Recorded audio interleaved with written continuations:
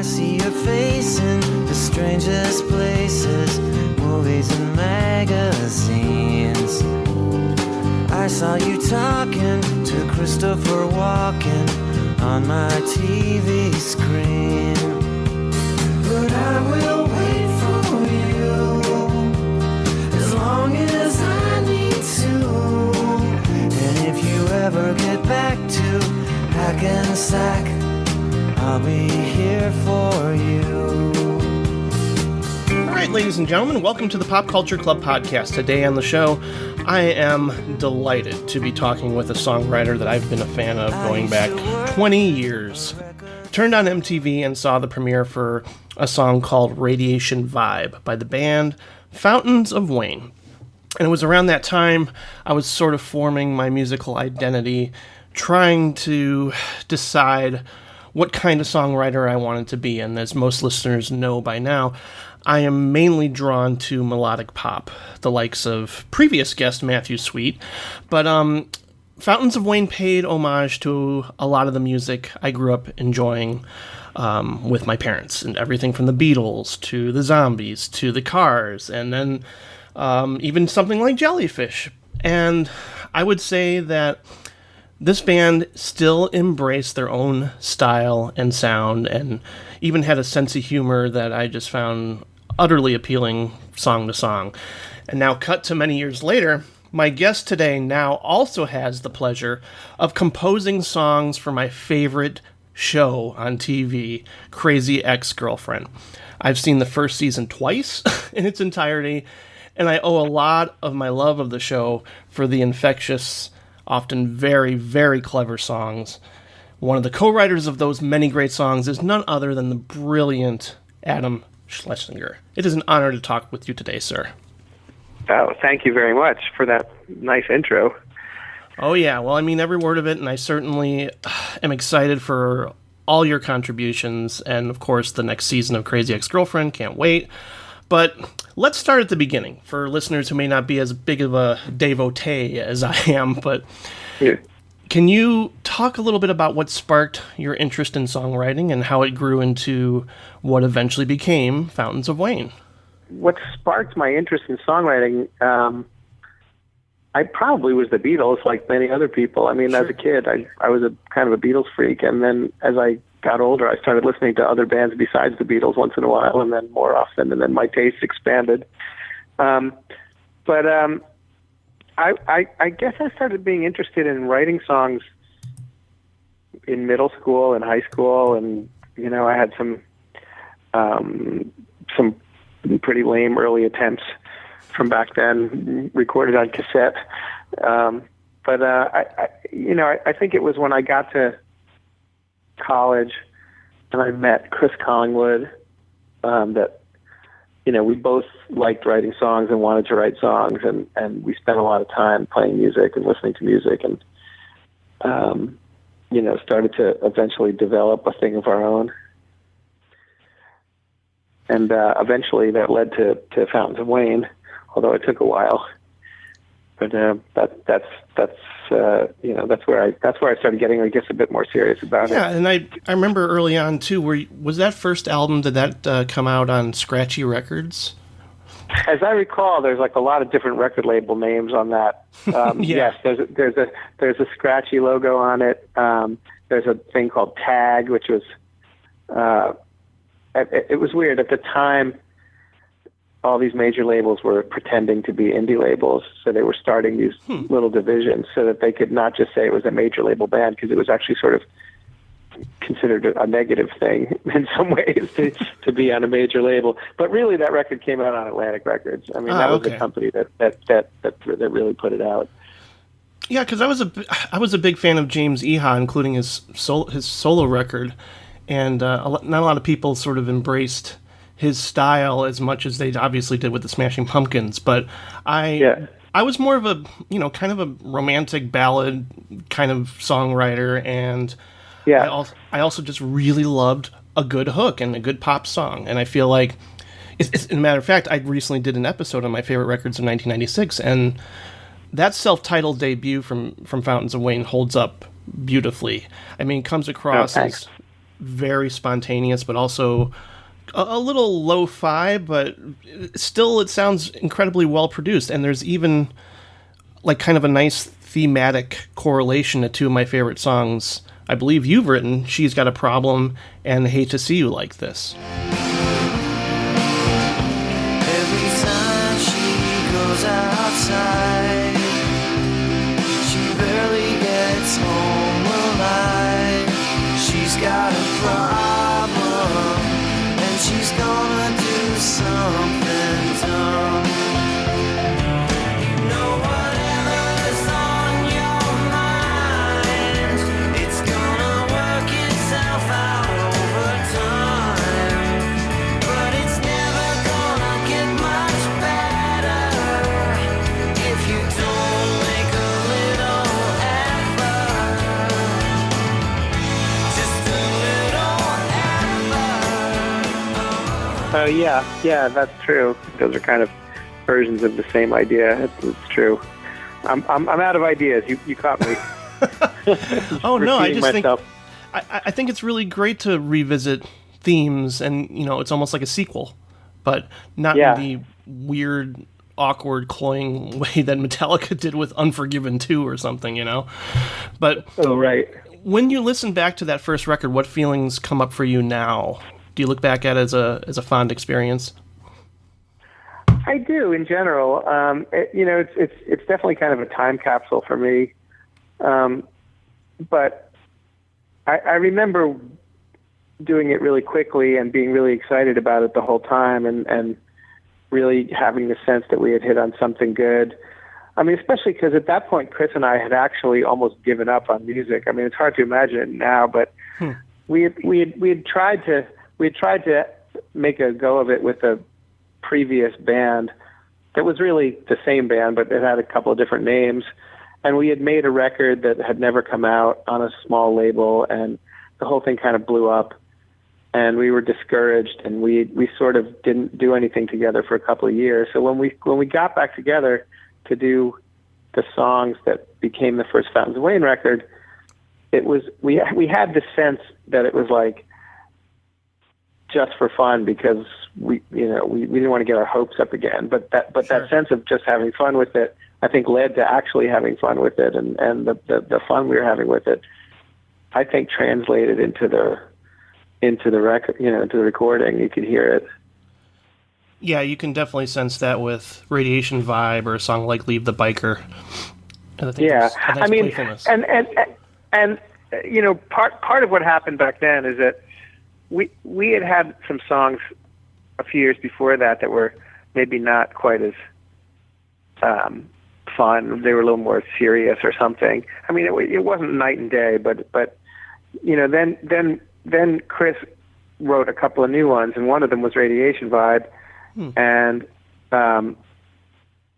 he played me a couple of the things he had written, and he was sort of treating them like they were just jokes, and I initially was sort of like, oh man, that's a great song, and almost like took the role more of like, I think I have a good idea of what we could do with that song, like more almost like as a producer, but then his songs made me want to go write a batch, so I went and started writing a bunch that I thought would fit with those, and then it was sort of a healthy kind of competition thing where we both just wrote a batch quickly, and we also would just sit around together and try to make up song titles that we liked and see if we could write a song to go with the song title. But it was all within a matter of weeks. It happened really quickly, and then suddenly we had a batch that felt like a fresh new thing. Oh yeah, and it sounds incredibly consistent, but there's one thing I was curious, especially just going back to revisit the video for Radiation Vibe. Yeah. I thought, just watching it now, I mean, it feels very 90s, but it's also, it doesn't seem to match the tone of the song. No, really the video is kind of a disaster, and to be honest, I pushed to throw it in the garbage and make another one, but we were in this weird position where we had hired this director because we liked a couple other things that he did, and he wrote this treatment of what he wanted to do with Radiation Vibe, and we didn't really understand the treatment, but we just we were new, and and we were like, well, this guy's a bunch of stuff on MTV. Let's just trust him and let's let him do what he wants to do.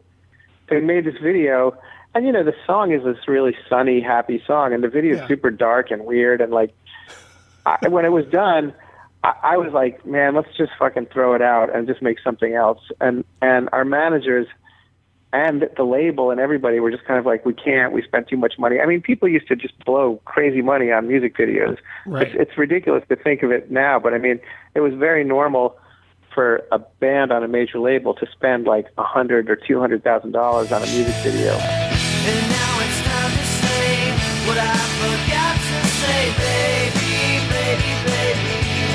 Come on, what's wrong? It's a radiation vibe I'm proving on. Don't it make you wanna get some sun? Shine on, shine on, shine on. Now you could make something on your iPhone that looks better than that. Right. And, right. and so it's really crazy. But we had spent a lot of money, and they were just like, look, don't worry about it. Just move on to the next one. Like they're gonna freak out if you say they have to throw $100,000 in the garbage or whatever it costs.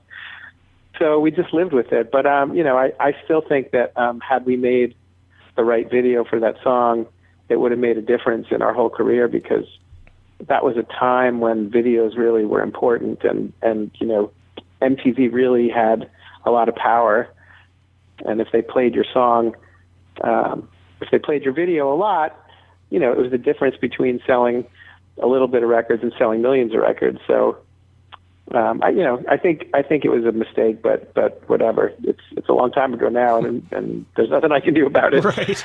No, I mean, I certainly just gravitated towards the actual song, and the fact that the chorus was an earworm of sorts, and it was something I was just spreading around to all my friends in high school and being like, you guys, you gotta get this record. And then, oh man, what came along afterwards, as much as I like all the Fountains of Wayne records, Utopia Parkway is one of my favorite pop albums. I think it's track for track perfect. You I can find, red dragon tattoo. I'm fit to be died and I'm fit to have you. You stop pretending I've never been born. Now I look a little more like that guy from Korn. If you came a little bit closer, you'd see it as painted on. Yeah, it contains songs that are every bit as catchy and memorable as the title track you wrote for That Thing You Do, but I'm very curious about you and Chris clearly deciding to not repeat yourselves and changing it up with different ranges and styles, from a song like Denise to a power ballad like Prom Theme. Was that like an intentional decision? I mean, I think it was to some degree. I think we just wanted to branch out a little bit in terms of the kinds of tempos and the kinds of arrangements. We didn't really plan it out thematically at all, although after the fact some people thought we did, but we didn't really talk a whole lot about any kind of concept for the record. I think we just said, let's just, the first record was like kind of banged out, and it was really stripped down, and there was kind of no reverb and not a lot of effects, and so we did make the decision to not follow the same exact production rules. I still envision like a beautiful music video for something like Prom Theme. Like that could probably even be utilized in Crazy Ex-Girlfriend to some degree. Just that tone of that song is just amazing to me. Thanks. Yeah, and your songs kind of tell a story for the most part. I mean, can you always just envision an idea for a song, or is it more spontaneous where it just kind of comes out of nowhere unexpectedly? What is the process like for you sitting down to compose something? Well, if you're talking about writing Fountains of Wayne songs, a lot of times I would start with lyrics, and maybe not a complete set of lyrics, but I would start with some phrase or a title or a couple of lines that sparked some idea for me. And it is true. I tend to write stuff that tells stories and is sort of about something specific. And I think I try not to write like that sometimes, and I almost can't help myself, and I try to get out of it. And I think, Chris, by contrast, tends to not write like that and doesn't want to write like that, and especially as time went on, was more interested in writing really kind of abstract stuff that wasn't so literal, which I liked. I loved his ability to do that, and I tried to do it occasionally myself, but it's just my natural instincts tend to pull me back toward something maybe a little clearer. It's all downhill from there, but tonight we'll reach for the stars.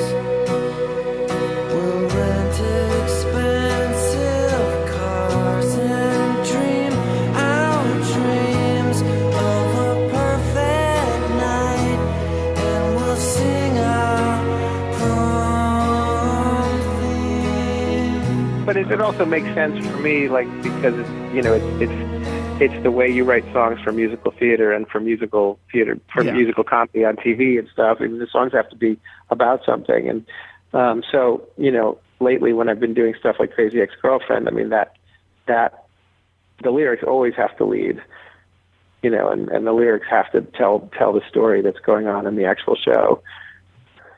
Yeah, they got to complement just the emotional context of what's taking place within the episode. Yeah.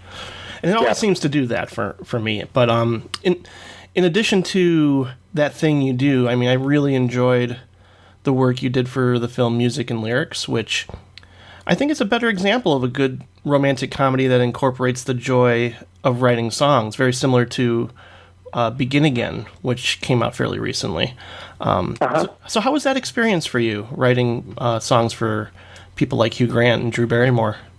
I had a lot of fun working on that movie, and I became really good friends with Mark Lawrence, the director, and it was fun. I mean, there were a few frustrating things about it for me, but overall, it was a great experience. I mean, I didn't actually write all the songs in that movie, although some people mistakenly think that I did, because I got a big music credit at the beginning of the movie, but there's actually a bunch of different songwriters. Like that song "Pop Goes My Heart," which opens the movie, was not mine, but I wrote 3, and I wrote the one that they're supposedly writing throughout the movie. That's part of the plot. They're trying to write this comeback song. Right. And then, but I think my favorite one that I wrote for that movie is called "Don't Write Me Off," and it's a song that Hugh Grant sings, and that's a real musical theater kind of song in a way. It's like he's written a song for Drew's character, and he's really also speaking to her directly. It's never been easy for me to find words to go along with a melody, but this time there's actually something on my mind. So please forgive these few brief, awkward lines. Since I met you, my whole life has changed. It's not just my furniture you've rearranged. I was living in the past, but somehow you've brought me back. And I haven't felt like this since before Frankie said relax. And though I know, based on my track record, I might not seem like the safest bet. That was a bit of a challenge, and I think it was pretty cool to have him do that, and solo on the piano. Yeah, and that's just an example of the kind of work you've done as a solo artist. But I'm also curious, because I think a lot of people aren't aware. It's almost one of those movies where I think it should become a cult classic, which is Josie and the Pussycats. Yeah. And I'm wondering what that experience is like when you have quite a number of different musicians collaborating together, in contrast to just sort of working solo on particular songs. I mean, that was a funny one where they, I submitted a song that they liked, and they cut my song without me. It's actually Babyface produced it, and then after the fact, they decided they wanted to do a whole record and add a whole bunch more songs. So they called me up and said, "Do you want to produce the rest of this record that Babyface didn't already do?" So I said, sure. So I went back into the studio with Kay Hanley and Michael Eisenstein, Letters to Cleo, and we did a bunch of recording up in Boston.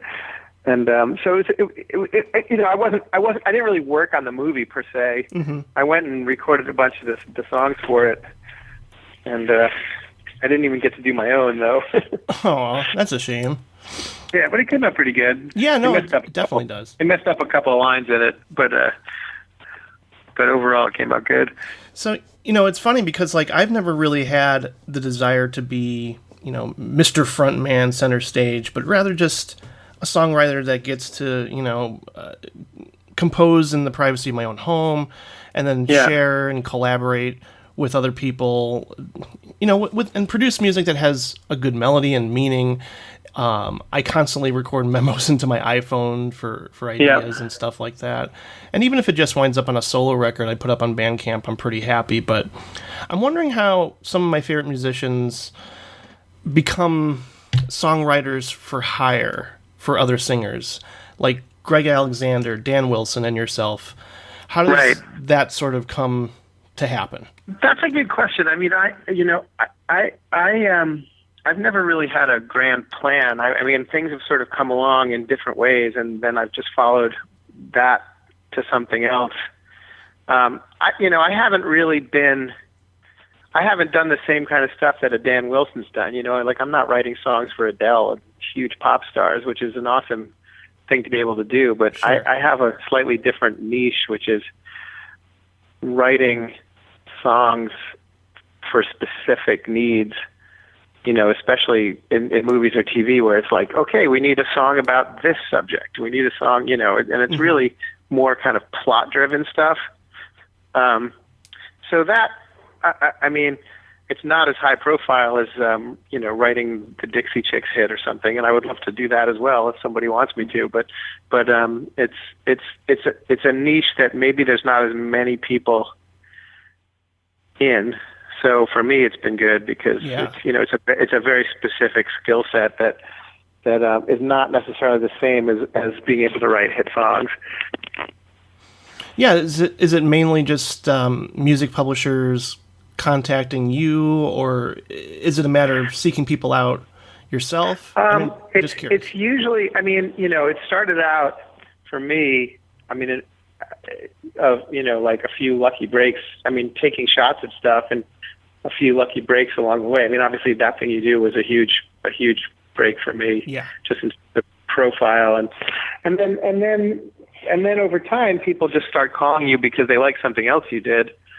So, if you're lucky, you find more opportunities just because people start hearing stuff you've done and liking it. And that's really where the most work comes from for me.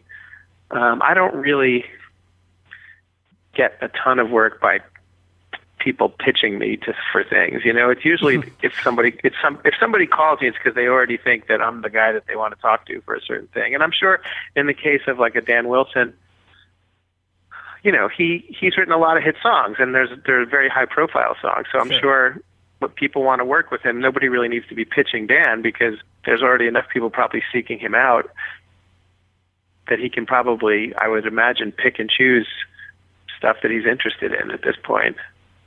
Yeah, no, that definitely makes sense, and it's sort of about building a niche of your own, and you've done that successfully. And yeah, and I think the thing is too, you can do something that starts out as just a passion project that's working with a completely unknown artist, but if that artist turns into, say, Lord or something, then suddenly you're going to be that guy, that worked on that, and so. It's not even necessarily that you need some break by just working with an established artist right at the beginning. I think you just need to do something awesome, and then if it gets out in the world, people will find you because of that. Yeah, because the climate has changed dramatically since 20 years ago, when so many bands and musicians, like, their ultimate goal was, I got to get signed. I got to get on a label, Yeah, being signed means nothing now. It really, it really means pretty much nothing. It's like things can gather momentum in completely different ways these days. And I think also it's just that there's much less of that lottery ticket mentality. Mm-hmm. You know, in the 90s when Fountains of Wayne was starting out, especially, it was like bands were being chased by big companies and all this money was being thrown at them because the record companies knew that if they had one hit song, they could sell 5 million or 10 million records with it. So, you know, it was completely a different business. I mean, now I think anybody that's interested in being a songwriter or a musician or performer, they have to think, you know, in much more realistic, long-term ways about, is this something I want to do for a long time? Is this something I really love? And how can I sustain it? How can I build something sustainable with it? But with very few exceptions, it's not really like a get-rich-quick scheme anymore. No, and that shouldn't be the ultimate goal anyway. Right. And that's how I've always felt. It's not like, I mean, obviously it'd be nice to pay the bills with your art, but I also sort of realize that, you know, if you can just scrape by, that's fine. You don't need to, you know, make $1 million off of a song. Yeah. So I've realized that even just like, okay, I put some songs on iTunes and maybe I get $50 a month just out of that. Yeah. And that's fine by me, you know. So, and I'm curious too about how you got involved with Crazy Ex-Girlfriend and collaborating with Rachel, who I just think is a comedic genius, so you can pass that on to her. Why not settle for me? Darling, just settle for me. I think you'll have to agree, we make quite a pair. I know I'm only second place in this game, but like 2% milk or seitan beef, I almost taste the same. So won't you settle for me? I was friends with Aline McKenna, who's the showrunner, for many years, and not through work at all. Like, she actually just married an old friend of mine who used to be my roommate pre-Fountains of Wayne. And so I have known her for a very long time, but we had never worked together. And she called me a couple of years ago and said, hey, do you want to have a meeting about something? I've got this music-based show that I'm working on, and I think you would be great for it. So we went and had a meeting, and she introduced me to Rachel and to Jack Dolgen, who was Rachel's music guy and songwriting and production partner. And at that point, the show was being done for Showtime as a pilot. In fact, they had just finished the pilot, and they were waiting to find out what was happening with it. So they kind of just said, we'll keep you posted. Then they called me a little while later and said Showtime passed, so I just assumed that the project was dead. And then they called me up many months later and said, guess what? Remember that meeting? Well, that show's happening. We're doing it on network now. We're doing it on CW. And they said, do you want to write some songs for it? And as we started talking about it more and talking about what the process of the show would be and how it was going to work, I kind of said, I think you're going to just need a music producer for the whole thing. I mean, it sounds to me like there's going to be a constant demand for musical stuff and songs and parts, and you're not going to want to have to go out and cut deals with individual people for each thing. And so I kind of talked my way into making it a little bit more bigger of a job than maybe initially. I mean, I think initially they were just thinking, would you want to contribute some songs? I said, for sure. But I think they quickly realized I was sort of right, that you know, they had to have an actual music department for the show. It's just too, the pace of it is too fast, and there's too much music to do it any other way. Yeah, and they're just, I would say every single episode there's just a huge laugh out loud moment involving, you know, one of the songs or both of the songs. I mean, I think just every song is so well constructed as a song entirely on its own, to where it is something that I can just put on to enjoy even without just seeing it visually, which is great. Oh, well, thanks a lot. Thank you. Yeah, I mean, well, you know, as you probably know, if you like Rachel's stuff, I mean, she's incredible, and she's a great songwriter already, and you know, Jack and I, or the other two songwriters involved in this, just try to work to help her achieve her vision. And I get a lot of opportunities to write stuff on my own on that show, but I also there's a lot of times when really like Rachel's got the whole thing in her head and I'm just helping her execute it. But overall, it's a really, really fun group of people to work with, really smart, and the whole tone is really created by Rachel and Aline. I just want that. I hope the show continues to grow and evolve, and you get to tackle all sorts of genres, clearly, which is a lot of fun. Like, yeah, that's definitely part of the fun for me, is getting to do genres that I never would get to do otherwise. Right, like Getting By, it was like, oh, this is Huey Lewis, and I love it. Yeah, got to do a Huey Lewis song sometimes. Yeah, for sure. There's just, I mean, because I grew up in the 80s, and there's just so many fun genres that you can tackle and not necessarily make them cheesy, but make them endearing in that case. 'Cause bi's legit, whether you're a he or a she, we might be a perfect fit. And one more thing, I tell you what, being bi does not imply that you're a player or a slut. Sure, I like sex, Please make him stop. but I'm no hoe, I take things slow until I feel at ease. So if you ask me how I'm doing, I'm feeling peppy, sprightly, spry. I'm good getting by. I'm getting by. Yeah, there's just song for song. I love everything that's going on there. What is that process like? Is it really just her coming to you with an idea, or? It's really different in each case. I mean, sometimes she'll have a whole thing worked out already. And sometimes they'll have a script for an episode or an outline for an episode with no songs, and they'll say, we're looking for song ideas for this episode. Here's the story generally. What do you think? And we'll pitch ideas. Or sometimes they'll have some kind of sketch idea, and then we'll pitch alternative ideas and change it. I mean, it's kind of best idea wins. Mm-hmm. But in a lot of cases, you know, it's Rachel's ideas are already so great that there's no reason to try to like compete with them. So it's, you know, it's case by case. I'm glad that you have a gig that, you know, you can rely on and allows you to utilize your creativity in a variety of ways. It's just, I mean, it's a dream job in terms of just having an assignment to write a lot of songs and to actually get paid to do it, you know, because the other thing about being a songwriter is that so much of the time you're working on spec, you know, you're just writing stuff for free and hoping that eventually something will make you some money. And so, you know, to have a gig where it's actually a job, like a desk job, I think is incredibly lucky. Yeah.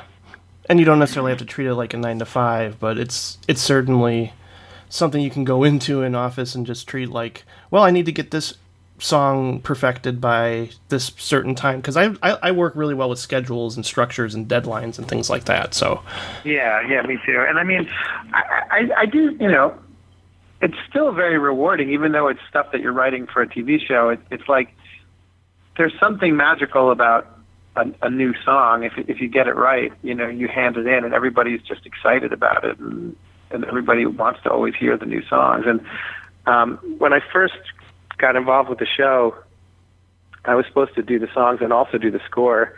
And I worked on the score for the first couple episodes. And it was like night and day, because with songs, you know, you hand in a song and everyone's like, oh man, this is so great, awesome, we love it. And then you hand in the score and it's just like nobody gives a shit. They're like, okay, that'll work. Okay, can you extend this cue 3 more seconds until she sits down in the chair? You know, and it's just really like, it's grunt work. It's not rewarding, and nobody gets excited about it, you know. And on top of that, it's incredibly time consuming. So I was starting to lose my mind, because I was just scoring the show alone was like a full-time job, and then on top of it, I was trying to write and produce the song. So I had to talk with them, and you know, Aline was just like, listen, we really want you on the songs. If you're going nuts, like let's get some help on the score. And I said, thank God, because I also would like to see my children once in a while and eat meals occasionally. It goes in waves. I mean, there's times when I'm incredibly busy and I wish I had more free time, and there's other times when I don't have that much going on and I'm just kind of around. So, you know, I don't think overall I'm you know, that much busier than anyone else that has a job. And I'm not really touring right now or anything. That's so true. I mean, that kind of thing is when you really disappear. So, I mean, in a way, this kind of thing allows me to just have a more normal schedule. Well, that's great to hear, because Yeah. that's an ultimate goal, is to enjoy your job, to not be overwhelmed by it, and to have a lot of downtime that when you need it, and to spend time with the family. So that's great to hear. Yeah. And as a last question, what song of yours stands out as accomplishing just what you set out to create in your head? What song are you most proud of, would you say? I mean, I know you want to treat them all like your children, but... Oh, I mean, that's a really tough question. I I mean, bet. I would say, I would answer the question slightly differently. I mean, I think there's a lot of songs where I kind of nailed an assignment I was given, and I feel like, okay, mission accomplished. I did what I was asked. But occasionally, like, you write something that turns out to be more than you thought it was going to be. And Right. I mean, like, one song I sometimes think of is this song called All Kinds of Time, a Fountains Wayne song. Yeah. The young quarterback waits for the snap when suddenly it all starts to make sense. He's got all kinds of time. He's got all kinds of time. All kinds of time. The initial idea of it to me was sort of hokey almost, but I wanted to do it. I just thought it would be funny to write a football song, and I always thought that phrase was a weird cliche. And I felt like somehow, despite being about football and despite having a cliche title and despite being almost kind of a throwaway in my mind when I was working on it, like, it came out almost kind of moving and had a lot more something to it than I expected. So that when something like that happens and you end up with like a much better song than you expected you were going to end up with, that's when it's really the most satisfying thing.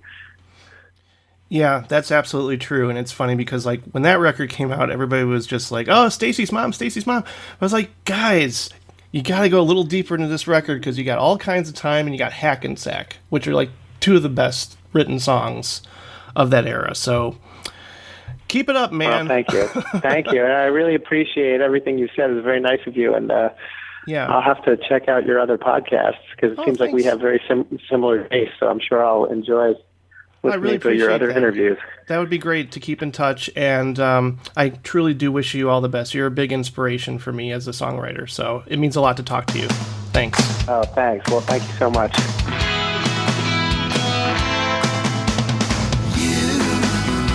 Doing that thing you do, breaking my heart into a million pieces, like you always do. And you don't mean to be cruel. You never even knew about the heartache. I just wanna Thank you so much for listening to the Pop Culture Club podcast.